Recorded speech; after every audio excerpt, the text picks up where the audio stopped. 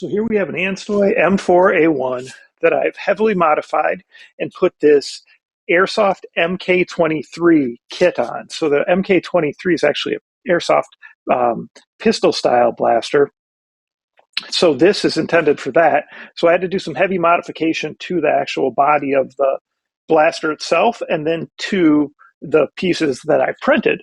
Now I actually made this as one of my first 3D creations, and I had used it on the same blaster, but it never was working right.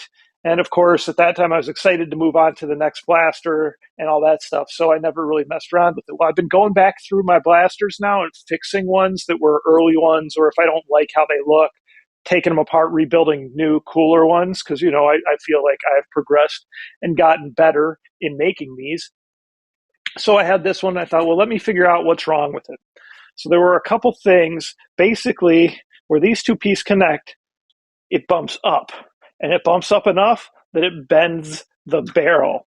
Well, that's a problem. So if your barrel's bending, you're going to lose tons of FPS if you can shoot at all. And it did still shoot, but it just wasn't shooting very good and not very straight.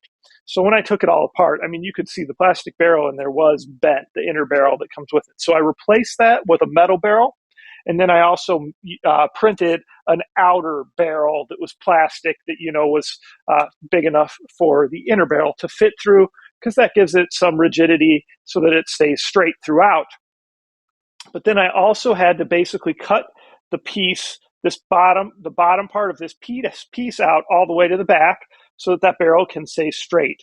So it's kind of hard to see, but you can see my barrel right there. So that's my threaded tip of my barrel that I made that goes over the metal inner barrel. And then you can twist, you could put anything on there. So I happen to have a tracer on here. That was just something I had handy that fit, because obviously it needs to be the right size to fit in that opening. So went ahead, repainted it, did some more sanding to make it a little better. It's still not perfect with that. That's just 3D prints in general in my eyes. I'm not going to spend hours and hours trying to get it exactly perfect, but I want to make it look nice, and I feel like I did. So then just added a new grip that I had from a different old blaster that I didn't want it on anymore. Okay. And then you had these windows here, so I thought it'd be cool to kind of fill those up with these metal pieces, because then when you're looking in there, it's not like it looks really nice and finished. It's painted, but it doesn't look, nice and finished and smooth. So I thought that was just a cool way to do it. Went ahead with a different style stock just to mix it up a little bit instead of going with the traditional M4a1. Added a riser here just because I thought it would look nice, and then, put the little optic on top there. Of course, this works with the drum mags, the regular mags, and these will even work with the M4 Wasp mags. So you can go ahead and use those on these too. So let me know what you guys think about it. Comments, questions, post them below. It's kind of a nice long one, hitting close to 250 FPS. I'll make sure to post a demo video of it too.